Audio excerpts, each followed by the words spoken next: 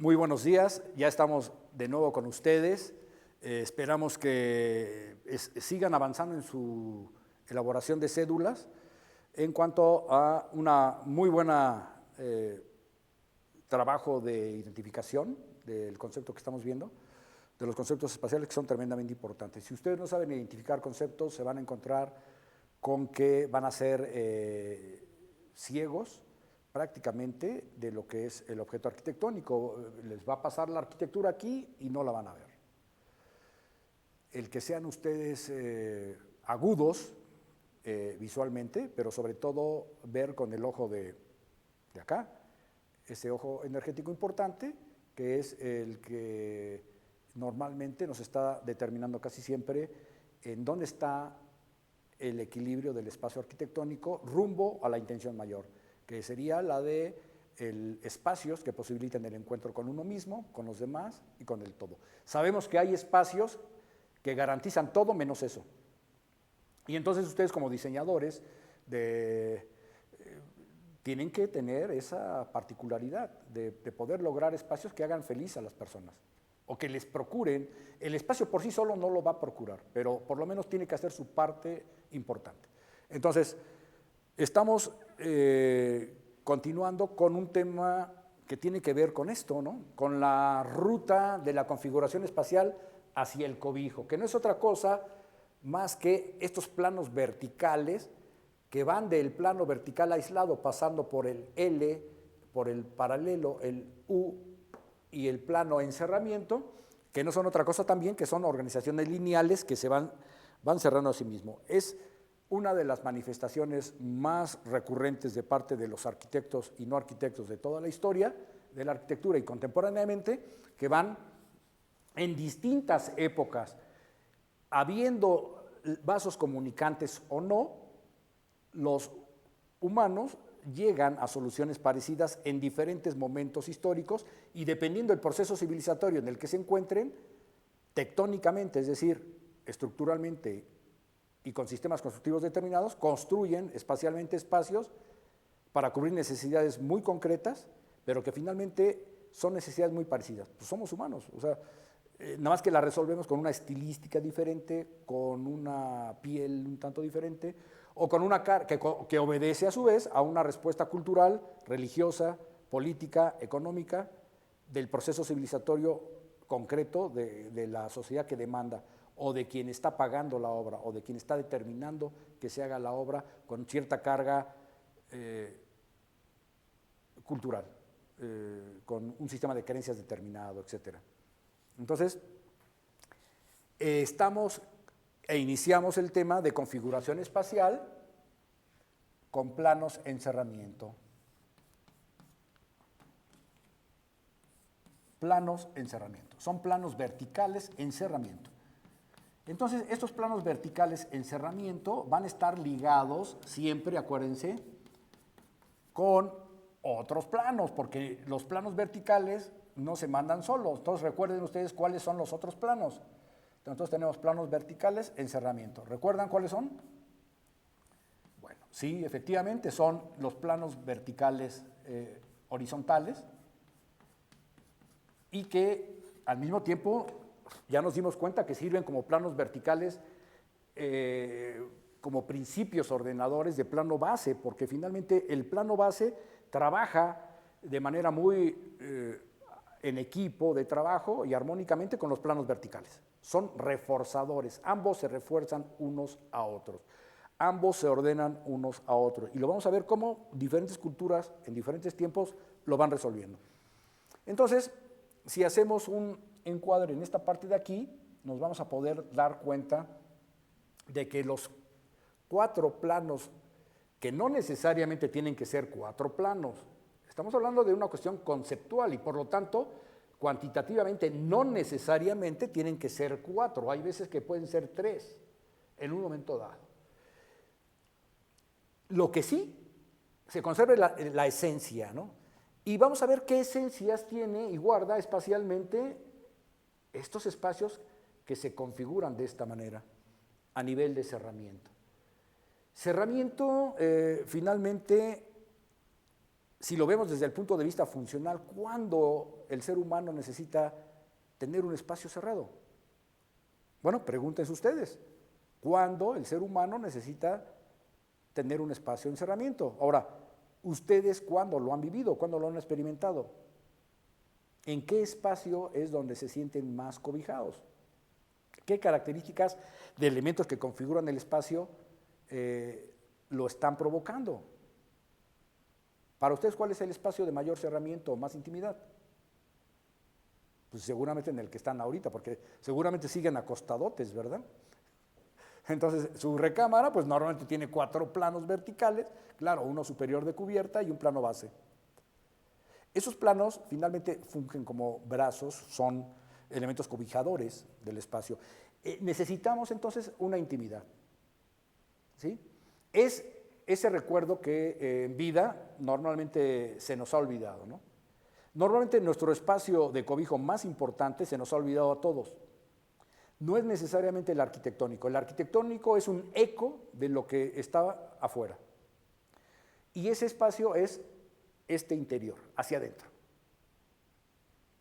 Que puede ser, muchos lo trabajan desde la oración, otros lo trabajan desde la meditación, otros desde la reflexión y el discernimiento, pero la meditación, por ejemplo, es una actividad muy de corriente oriental que te lleva precisamente a ese espacio de cerramiento y cobijo que es necesario para ordenar todo tu ser de manera armónica y de cara a la relación con el todo y con los demás. Entonces, la arquitectura hace eso, es una concentración. Estas 4 flechitas que estamos viendo aquí hacen una concentración a un punto. Si nos damos cuenta, ese punto, otra vez, son las famosas diagonales que me llevan a la idea de concentrar ahí energéticamente el espacio, la energía del espacio negativo que se está dando aquí. Entendiendo, para los que todavía por ahí les falta recordar, este sería un elemento positivo.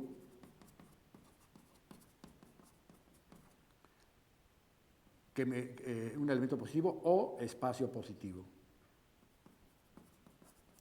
Y esto sería espacio negativo.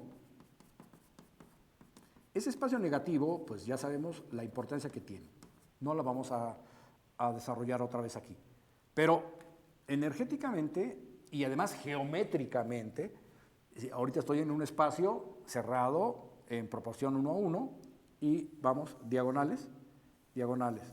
Precisamente aquí tenemos el punto energético más alto de ese espacio, pero sin embargo, si yo sigo trabajando con mis diagonales, voy a encontrar que puedo tener otros puntos que también tienen una cierta relevancia. Observen esto. Y cuando veamos ya la solución de otros espacios, nos vamos a dar cuenta de que algunos diseñadores, siendo arquitectos o no, trabajan esos puntos de manera intuitiva o consciente o inconsciente. Y si seguimos trabajando diagonales, nos vamos a encontrar con que de repente esos mismos diagonales me pueden servir como tratamiento de piso, ¿sí? O para la disposición, a su vez, de otros elementos, ¿no? Que pueden tener distintas características, ¿sí? Si yo continúo trabajando, voy a encontrar más puntos y más consideraciones. Pero lo que queremos que vean es que la organización en cerramiento me garantiza un espacio negativo que vendría siendo espacio de cobijo que requerimos por nuestra naturaleza humana. Nuestra naturaleza humana, por una cuestión de supervivencia, necesita tener una cierta sensación de control del entorno, que es amenazante. Como nos sentimos un tanto divididos del todo, desconfiamos de muchas cosas. Ya para qué les decimos, hoy en día vivimos en un mundo verdaderamente en el que un mundo caótico, un mundo segmentado, un mundo dividido, un mundo que obedece al gran ego, y el ego normalmente es división. Es una segmentación en todos los niveles, incluyendo con su respectiva manifestación espacial, urbano-arquitectónico. Nuestras ciudades están divididas por muchos lados. Están divididas por sistemas de poder que tienen sus edificios de poder, religiosos, económicos y políticos. Está dividido en términos de distribución de la riqueza, y por lo tanto tenemos espacios de cobijo de una cierta característica y espacios de cobijote de otras características, ¿no? Donde los más tienen espacios chiquititos de cobijo y los que son menos, que han apoderado riquezas, tienen espacios grandísimos, a veces hasta innecesarios, de cobijo. Pero todo eso es el gran caos egoico de este planeta, de esta sociedad humana, pero que entonces, en términos arquitectónicos, ¿cuál es nuestro papel como estudiantes de arquitectura? ¿Qué pasa con esos espacios de cobijo que requerimos? ¿Cómo poder ponerlos en una posición que ayuden al crecimiento de las personas, no solamente en sus necesidades básicas, sino también que sea un marco potencialmente que sea templo externo de sus posibilidades de crecimiento? Entonces, ese espacio negativo, este espacio, pues es un espacio de cobijo. Es un espacio de cobijo. Es un espacio para recuperar energías, es un espacio para recuperar, para estar relajado, para recuperar la ecuanimidad, etcétera. O para también segmentarse y separarse, como los conventos, o para separarse también políticamente o económicamente. Recuerden que no siempre el espacio va a ser utilizado para cuestiones para elevar el espíritu, sino para reforzar también algunas ideas o algunos sistemas de creencias, como lo vamos a ver más adelante. Entonces, esa sensación puntual del espacio de cobijo es muy importante, ¿no? O sea, este centro finalmente es muy importante. O sea, aquí hay una fuerza centrípeta muy importante que me están garantizando estos 4 planos verticales, conformando la idea de cerramiento, ¿no? Entonces, eso es lo que se garantiza. Ahora, el plano base, ¿qué pasa con el plano base? Bueno, funciona como un principio ordenador, ¿no? Ese plano base, vamos a ponerlo así, que funciona como un principio ordenador. En los ejemplos lo vamos a ver y lo vamos a destacar de mejor manera. Bueno, vamos a observar aquí este gráfico, qué quiere decir en relación con este recinto sagrado del santuario de Ise en Aigu, en la prefectura Mie en Japón. Estamos hablando de un santuario del año 690 después de Cristo. Vean entonces 4 planos en cerramiento. El control de acceso a partir de un pórtico de acceso. Anoten entonces, ¿no? Toda organización centralizada tiene normalmente un solo punto de accesibilidad y de contacto con el exterior. Finalmente, es un espacio que garantiza la separación con un segmento del todo y que lo controla desde un acceso, permitiendo el paso posiblemente controlado o no, dependiendo, pero que finalmente sí existe ese como elemento conector con el posible exterior. Aquí en este caso, estas flechitas lo que están indicando es un posible contacto externo con el mundo externo o con el espacio público. Acuérdense, hemos trabajado también lo que son los ámbitos de y calidades espaciales, que por cierto tendrían que haber ya empezado a leer a Paola Coppola con el diseño de los espacios que habitamos. Este libro maravilloso en el cual Paola Coppola expone la dialéctica del espacio público y del privado, del dentro y del fuera. La gradación y el buen manejo del espacio público y privado con sus matices intermedios de espacios semipúblicos o semiprivados va a garantizar que si ustedes lo saben hacer desde la conciencia, un buen manejo y diseño de esos espacios, eso les va a permitir poder diseñar espacios que en su recorrido hagan sentir a las personas bien, ¿no? Obviamente nunca ponerse al servicio de intereses que a veces se da, ¿no? Porque hay arquitecturas que obedecen a sistemas de poder muy gruesos y que a veces, bueno, uno como arquitecto debe tener por ahí una ética y bueno, eso ya se los dejo a ustedes, es una cuestión muy personal, ¿no? No quiero influir definitivamente en eso, pero sí decirles que existe eso, que hay arquitectos, acuérdense el arquitecto de Hitler, que era un muy buen arquitecto, que sabía de composición, que sabía de todo lo referente a las herramientas y se las sabía de todas, bueno, pues estaba al servicio de ese sistema que no tenía buenos frutos humanos. Lo mismo músicos, ¿no? Músicos que han estado al servicio de grandes poderosos o, pues, ahora lo vemos, ¿no? Los periodistas, Dios mío santo, ¿no? Que vemos los intereses, a veces por ahí les llaman, creo, chayoteros, algo así, ¿no? Cosas de ese tipo, que no es materia hablar aquí de eso, pero bueno, existen, a veces como profesionistas nos ponemos al servicio de intereses. Entonces, un arquitecto, ahí se los dejo, ya es cuestión de ustedes, de ver qué pasa, al servicio de qué voy a hacer mis organizaciones espaciales, etcétera. Bueno. Aquí tenemos Pompeya, ¿no? Pompeya es un plano de encerramiento.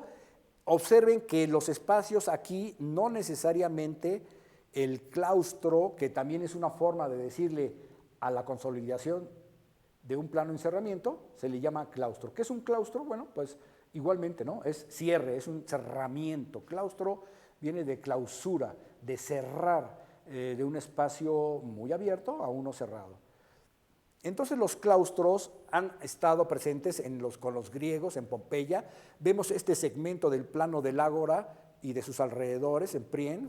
Estamos hablando del siglo IV antes de Cristo, como tenemos una serie de patios, unos de una escala mayor, otros de una escala mayor. Seguramente este es el ágora, es el espacio público en el cual los griegos, ellos caminaban por aquí.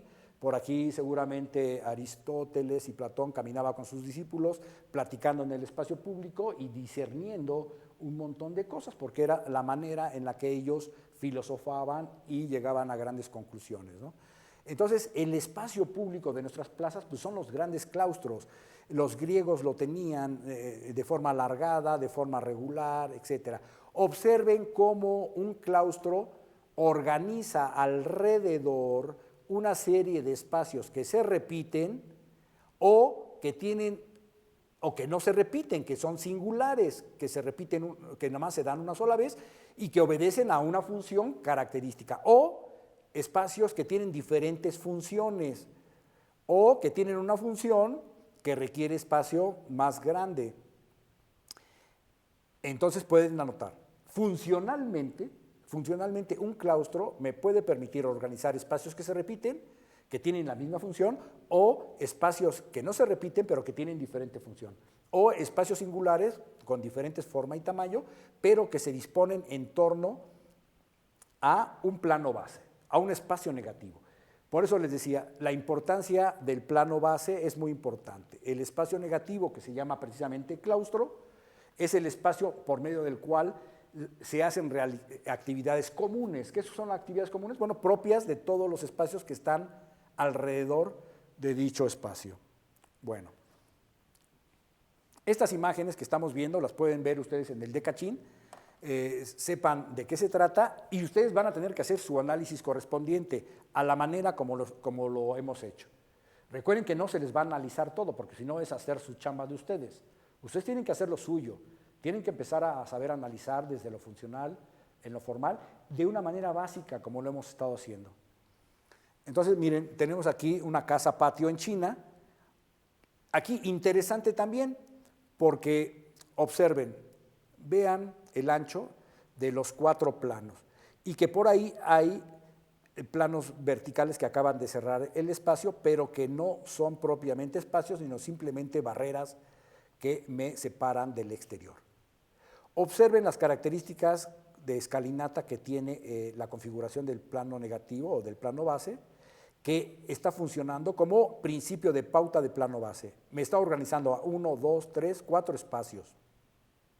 A su vez, observen por el tamaño que estos espacios tienen funciones parecidas. A forma igual, seguramente funciones parecidas. Estas también son funciones parecidas, estas son un tanto singulares y si lo alcanzan a ver, hasta de tamaño. Este espacio es el espacio jerárquico por antonomasia, por tamaño y por posición. Observen los ejes compositivos, recuerden que no vamos a analizar todo. Ustedes tienen que empezar a trabajar sus análisis. El acceso no está frontal, observen, está lateral. Abro, tengo un cerramiento y se empieza a configurar un cerramiento a partir del patio. Y entonces, fíjense bien, funcionalmente el patio o el claustro me sirve para relacionarme. Es el espacio interconector distributivo que me ayuda a comunicarme con los diferentes espacios. Acá es el Palacio Farnesio en Roma, del Renacimiento, el arquitecto de Antonio da Zangala, el joven le llamaban, y vean, este patio, este claustro, lo vamos a tener en toda nuestra, viene de Occidente, viene de los griegos, viene de los etruscos, viene de los griegos, viene de los romanos. Esto es el Renacimiento y del Renacimiento viene a México. Viene a México. Ahorita vamos a ver varios claustros, ¿no? Esta, por ejemplo, es una vivienda de los caldeos. Estamos hablando de 2000 años antes de Cristo. Vean una vivienda en torno a un patio. Aquí está el acceso. Este partido lo podemos tener en casas de Toluca. Estas casas que tiraron muchos personajes de nuestras autoridades y de gente de mucho dinero, etcétera, que tiraron casas completitas en Toluca, que eran muy bonitas y que tenían este concepto. Desde los caldeos, 2000 años antes de Cristo, este partido ha venido hasta Toluca y sigue rifando, o sea, sigue utilizándose, pasando por el Renacimiento, pasando por los griegos, por los romanos, por los etruscos, etcétera. Y vean que como en China también este concepto se maneja. Este es un ágora, vean que el espacio negativo me puede ayudar a disponer el concepto de plaza que puede tener y contener otros elementos de la forma, como esculturas, etcétera, o me posibilita desarrollar una serie de actividades de encuentro. Acuérdense, el claustro me posibilita tener ciertas posibilidades de actividades de encuentro. Me genera una concentración muy importante. Este es un esquema muy práctico de cómo son espacios que se repiten y un plano base que inclusive puede tener un tratamiento de piso singular. Yo les sugiero mucho que revisen mucho este ejemplo, es el ayuntamiento, un ayuntamiento en Finlandia, del arquitecto Alvar Aalto, ¿no? Este es uno de mis favoritos, el arquitecto Alvar Aalto, estamos hablando de 1949 y 52. Es un ayuntamiento, son las oficinas del ayuntamiento, vean cómo tiene un plano, 2, 3 y 4. Pero este no se cierra completamente. Recuerden que los claustros los podemos tener como la casa china, desarticulado hasta cierto punto con tensión espacial, como lo vimos ahí. Este es regresándonos a lo que es la casa china, ¿no? Donde tenemos entonces nuestro claustro, tenemos las barreras que terminan de cerrar y aquí tenemos el acceso. Aquí tenemos el acceso, ¿sale? Y genera el recorrido. Acá, en el ayuntamiento, esquemáticamente es muy sencillo, es esto, si se dan cuenta, donde deja algo muy importante. Jerárquicamente, si se trata del ayuntamiento, con la escalinata, ahora ya se pide rampa, pero con la escalinata ustedes saben que esto es para dar jerarquía. Si tú elevas del plano base al plano base elevado, aquí tienes un nivel y aquí tienes otro. Por lo tanto, este espacio ya se convierte como, aquí estás afuera, aquí estás dentro. Aquí estás afuera, acá estás dentro. Aquí estás en un nivel público. Aquí estás en un nivel privado. Si tú quieres, aunque sea un espacio público, empiezas a tener una categoría espacial que te va llevando del fuera al dentro, pero también al servicio de dar una jerarquía, porque esto es el ayuntamiento, es un ayuntamiento y por lo tanto tienes que darle jerarquía a los espacios públicos, ¿no? De por sí, pues cuántos no pagan impuestos, cuánta gente está en desorden social y eso pues no nos ayuda a todo. Vivimos en comunidad y tenemos que estar organizados. Los edificios públicos tienen su importancia, no nos tienen que aplastar visualmente ni funcionalmente, pero sí es como un recordatorio de que el ayuntamiento tiene lo suyo en cuanto a autoridad, ¿no? Estamos un poquito devaluados en ese sentido, pero necesitamos entonces reevaluar nuestras arquitecturas, en este caso de corte municipal, ¿no? O del ayuntamiento. Vean cómo genera una invitación a entrar a este recinto, ¿no? También al claustro le podemos llamar un recinto, es decir, un espacio de recibimiento, ¿no? De cobijo, de recepción. Y bueno, en torno al cual se dan una serie de espacios, algunos parecidos de forma y función, otros no. Es decir, la organización en claustro me ayuda a concentrar en torno a un patio, que ya salió otra acepción de claustro, patio, en torno a un claustro o patio,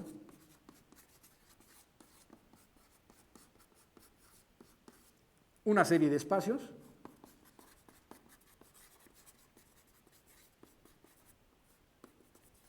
para un bien común. En este caso, bueno, son todos los espacios que tienen que ver con los servicios que el ayuntamiento da a la población.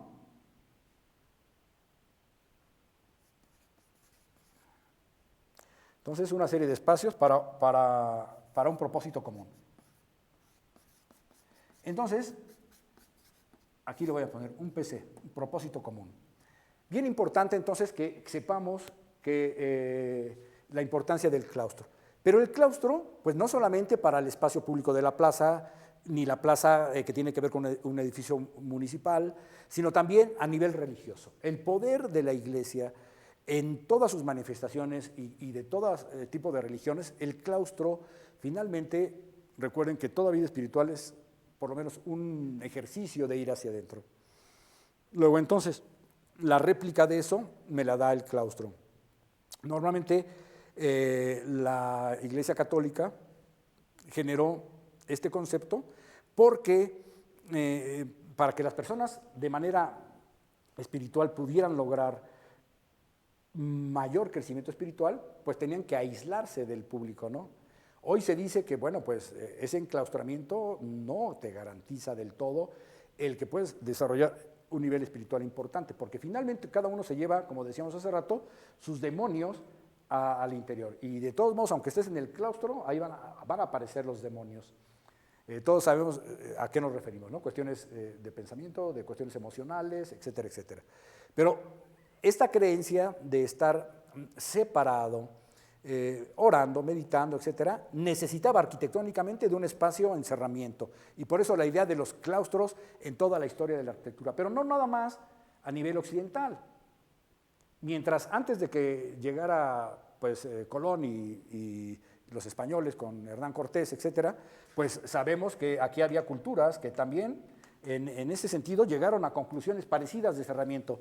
Tenemos aquí una plaza que está al frente de la pirámide del Sol, observemos, y que acá está la calzada de los muertos. Bueno, Teotihuacán era una ciudad que tenía, se dice que llegó a tener 200,000 habitantes. Era una ciudad, no la que conocemos ahorita, que son la Ciudadela, la pirámide de la Luna y del Sol, y el templo de Quetzalpapalot. No, era una ciudad que tenía una retícula impresionante y que estaba formada por claustros, que tenían un templete en la parte del centro y una serie de salidas a partir de escalinatas, pero también aquí hay templos que falta la parte que se denigra rápidamente y queda nada más consolidado esto. Aquí faltan la idea de los templos. Y las unidades habitacionales también tenían esa configuración a partir del claustro. Aquí tenemos, por ejemplo, en Teotihuacán, una concentración de habitaciones que tienen, por cierto, una relación contigua entre los espacios, pero que el claustro es el espacio común que cohesiona y organiza como principio ordenador de pauta de plano base el templo, los oráculos y los de oración y las viviendas. Aquí tenemos otro ejemplo, ¿no? Las habitaciones alrededor y el claustro que funciona como patio, que a su vez se capta el agua pluvial y se desaloja por medio de canales. Más imágenes, son muchas las que tenemos. Esta es la Ciudadela.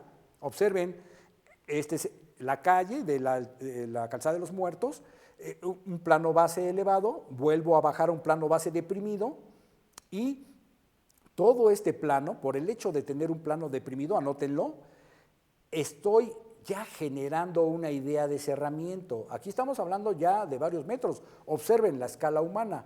Todo este claustro es configurado por este plano, este y este. Este es el de entrada con 4 puntos. Observen, yo tengo opción de entrar por aquí, pero finalmente son un espacio que me dicen, son guardianes cancerberos, elementos formales que funcionan como cancerberos, como concepto de puerta.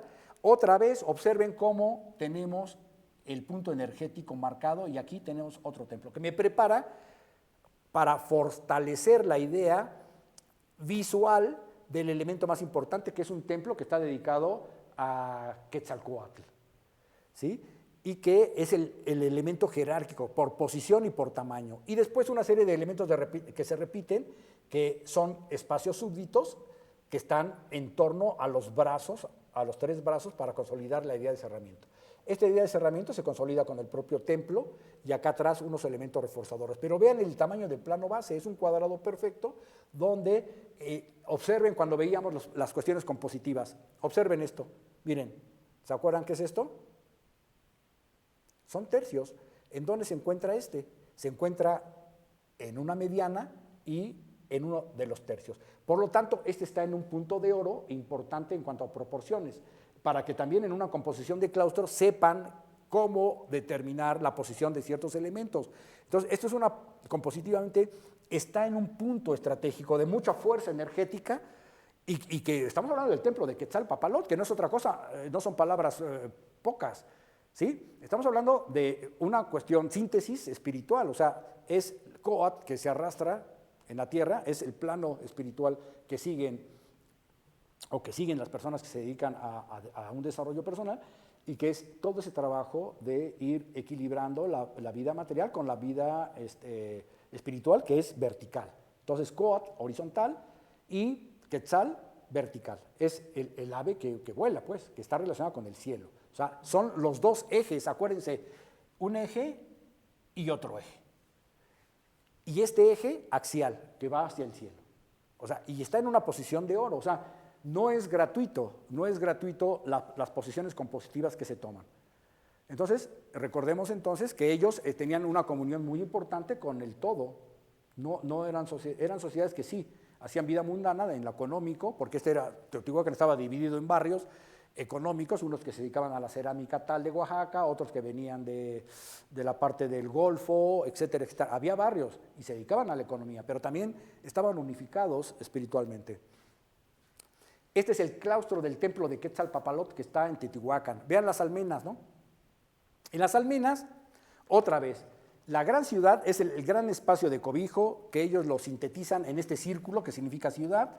Esta parte de acá, el triángulo significa el Cerro Gordo, que es el que está atrás de la pirámide de la luna, y esto símbolo de agua. La montaña me da vida y me da agua, y la ciudad me contiene a manera de claustro. Estas líneas seguramente dan esa idea de cerramiento y de claustro. Obviamente aquí vivían nobles, ¿no? En el templo de Quetzalpapalotl vivían nobles. Veamos a ver una imagen, ahí está. Miren cómo estaba policromado todo esto, ¿no? Las almenas que tenían el símbolo de ciudad, el patio que recurre a la parte de recoger el agua, que también se le llamaba pluvium a ese espacio, el pluvium. ¿Por qué? Porque se recogía, sobre todo los romanos, ¿no? Le llaman el pluvium, porque ahí recogían el agua pluvial, el agua de lluvia. Era un elemento captador, porque el agua, pues, ustedes abren la llave y no saben ni de dónde viene, y por eso la tiramos y no la cuidamos. Antes recogían el agua y tenemos que regresar a ese punto. Más claustros, el juego de pelota, otro tipo de claustro. Vayan anotándolo porque ustedes pueden regresarse. Y me voy a ir rápido porque en estas clases hay que ser un poco más compacto. Estamos en todas las culturas mexicanas, la idea del claustro era muy singular porque primero a nivel religioso reunía, a nivel económico también reunía y eran los espacios de encuentro para concentrar rituales o para hacer vida económica, o también para inclusive concentrar vida astronómica también, ¿no? Porque el claustro me permite cerrarme, me permite garantizar ciertas condiciones que junto con elementos lineales como este me permite tener pues, espacios de observación adecuados. Observen cómo los espacios que están alrededor están en un plano base elevado. Aquí el claustro, analícenlo, está en un plano deprimido, ¿no? O sea, yo puedo tener un plano deprimido de estas características y que me va a fortalecer la idea de claustro. Yo puedo tener entonces, por lo tanto, aquí una idea de templos, o de edificios que pueden tener una función de templos y garantizar posiblemente la idea de claustro con más fuerza, ¿no? Entonces puedo tener aquí esa configuración y entonces crear en este espacio una fuerza todavía mayor al, fíjense bien, hundir el plano base que me está organizando a los espacios, a los 4 planos que conforman el espacio. Aquí lo vemos claramente. Observen, tengo el plano base, subo, eso le da jerarquía religiosa y comercial a este espacio, penetro por los edificios, por este concepto de arco maya, entro al recinto que puede ser el ágora de los griegos y vuelvo a subir a los espacios que está organizando esta pauta del plano base. Este claustro pues está combinado con la idea entonces de subir y bajar los planos horizontales. Recuerden que hay una íntima relación entre los planos base, elevado base y los elementos verticales. También, como en el Museo de Antropología, también por los planos superiores de cubierta. Observen lo que es Tenochtitlan. Tenochtitlan obviamente ya trae todo el bagaje domesticado, masticado, trabajado por los toltecas, que se manifiesta en Teotihuacán, y después ya empiezan a tener un poder de síntesis.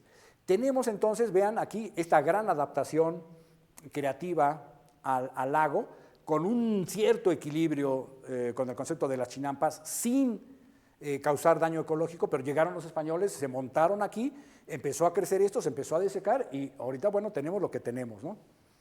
Pero era una ciudad que estaba, observen, conformada por una serie de partidos arquitectónicos u organizaciones espaciales o configuraciones espaciales a partir de planos de encerramiento. Vamos a ver un poco más a detalle. Observen, ¿no? Aquí tenemos el corazón de Tenochtitlan y tenemos entonces una serie de combinaciones de claustros. ¿Por qué? Porque ellos necesitaban, aquí estaba concentrado el poder, como hoy lo sigue habiendo, después de las ordenanzas de Felipe II, de determinar en las plazas el poder religioso, el poder político municipal, el poder político federal o de la corona en ese tiempo, y el poder comercial. Esos 3 poderes organizados por un plano base, que era la Plaza Mayor, pero que aquí, pues también teníamos la Plaza Grande, con el Templo Mayor, y concentrados la parte económica, la parte religiosa, la parte del poder político, la parte militar también, y también estaba la parte educativa, que estaba el Calmecac y estaba el Calpulli, que era nuestro sistema educativo, pero todo a manera de soluciones en claustro. Observen, vamos a ver más a detalle algunas consideraciones. Observen, estas son maquetas que están en el metro Zócalo, y observen, ¿no?, el Templo Mayor, que es una organización dual, Huitzilopochtli y Tlaloc, y bueno, miren, tenemos templos cuates con sus espacios funcionalmente distribuidos en torno a un claustro, ¿sí? ¿Por qué? Porque son espacios que se repiten, que tienen que ver con cuestiones comerciales, con cuestiones militares, con cuestiones comerciales o religiosas, pero son espacios que tienen algo en común entre ellos. ¿Cómo organizarlos? Pues en torno a un patio. Y además me da un sentido de poder, o sea, de cerramiento. No cualquiera persona podía entrar aquí. Las actividades comunes se dan dentro. Entonces se deja un fuera y se queda un dentro. Esa es una particularidad que me da el claustro, controlar el dentro y el fuera con sus respectivos matices de espacio público. Vean aquí Esto es una organización en U, aprovechando. Esto es un plano vertical aislado. Estamos viendo aquí los planos base en todas sus manifestaciones. Vean, ¿no? Un poco más de acercamiento de lo que sería un claustro a nivel de la ciudad de Tenochtitlan. Vean, este es un juego interesante de 5 claustros, 4 súbditos a uno principal, siempre con un templo en medio, ¿no? Y obviamente vean la organización muy fuerte aquí en U y esta que cierra jerárquicamente. Entonces, vean las variantes de lo que pueden hacer. A ver, ¿esto lo pueden llevar a una solución de una arquitectura contemporánea? Por supuesto que lo pueden llevar a un nivel de una arquitectura contemporánea, por supuesto.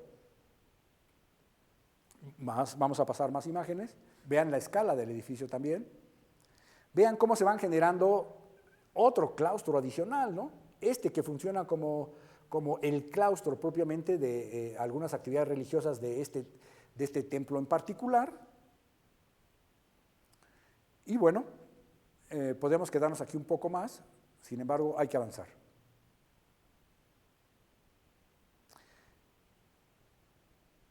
Observe, ¿no?, cómo la importancia que tienen los claustros, puesto que se dan actividades muy singulares, independientemente de lo que sean comerciales, políticas, religiosas.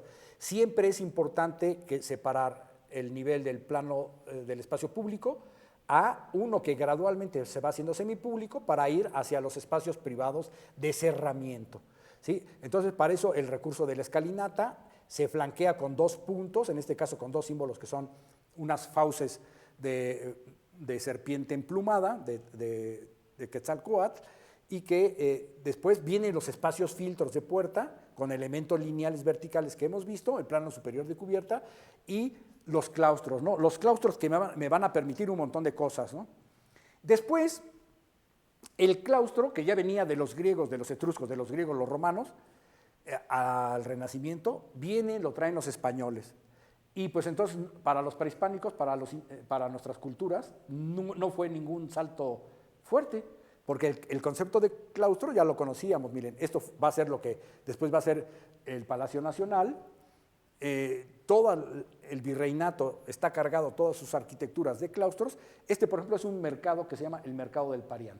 El Mercado del Parián tenía un claustro, un espacio dentro de otro espacio con su claustro aparte y un callejón alrededor. Este era un mercado muy importante, que no es materia ahorita de hablar de él, pero es un claustro muy singular, es decir, 4 planos verticales que tienen a su vez un claustro, pero que a su vez ayudan a contener otro espacio que a su vez tiene otro claustro. Es como las matruscas, ¿no?, que adentro hay una muñequita, luego abres y hay otra muñequita, etc. ¿Esto con qué finalidad? Bueno, es un claustro muy singular porque finalmente obedece a un mercado, y el mercado tiene circulaciones y tienes que distribuir de una manera determinada, etc. Esto es el principio de lo que después va a ser nuestros mercados. Palacio Nacional, vean, claustros por todos lados. No fue ajena para las culturas prehispánicas. Observen un acercamiento del Parián, igual, más claustros por todos lados, ¿no? O sea, era un recurso que te garantizaba una cierta privacidad de lo que serían los espacios públicos. La misma plaza es una especie de claustro con posibilidades de salidas y de entradas. No es un claustro al 100%, pero es el espacio correspondiente de la ágora griega. Es lo correspondiente a las plazas a nivel prehispánico, en Teotihuacán, etc. Estos serían los correspondientes a los planos verticales, estos de aquí, estos y estos, y que obedece esto a la famosa ley de Felipe II, que determinaba que en una plaza, a manera de un tanto de claustro abierto, casi, poder tener los poderes religiosos, políticos, a nivel de la corona, a nivel de aquí, de la corona, que después aquí posteriormente fue el departamento del Distrito Federal, que hoy es la regencia, fue la regencia y ahora es ya otro modelo de corte político. Y acá la parte comercial. Entonces, los poderes en relación a un claustro. Este es otro mercado que se llama el mercado del volador, también observe, ¿no? Aquí una particularidad, como es un mercado, tiene que ser penetrado fácilmente de diferentes puntos de lo que es la traza urbana. Entonces puedo puedo penetrar por aquí, etcétera. Es un modelo también que un tanto desarticulado, observemos, ¿no? Parte de una proporción 1 a 1, esto me permite una racionalización del espacio, y después tener mis 4 planos desarticulados, entre comillas. ¿Por qué? Porque en realidad es una necesidad funcional que sea de esa manera. ¿Por qué? Porque me permite entonces acceder o salir, acceder y salir de esta manera. Recuerden que es un mercado y por lo tanto, entonces, eso me va a permitir que en este espacio tenga yo actividades muy versátiles, que me van a determinar posiblemente una organización espacial para ordenar a su vez otros espacios. De tal manera entonces que yo puedo empezar a ordenar aquí posiblemente la idea del famoso mercado que siempre ha prevalecido, que es el mercado fijo y el mercado que no es fijo. Y entonces eso me permite, este claustro me permite posiblemente ordenar de esta manera una serie de puestos, fíjense bien, y estoy utilizando las diagonales. Estoy utilizando las diagonales para disponer de una manera ordenada puestos que son y se ponen de vez en cuando, ¿sí? Entonces, observen cómo me permite el espacio negativo ordenar de esa manera. Y entonces yo puedo tener una accesibilidad. A su vez, aquí hay una serie de espacios que se están disponiendo, unos, fíjense bien, que obedecen hacia adentro, y otros hacia la calle. Entonces, este es un modelo de mercado que se nos ha olvidado, y de repente diseñamos mercados sin ningún sentido de funcionalidad, ¿no?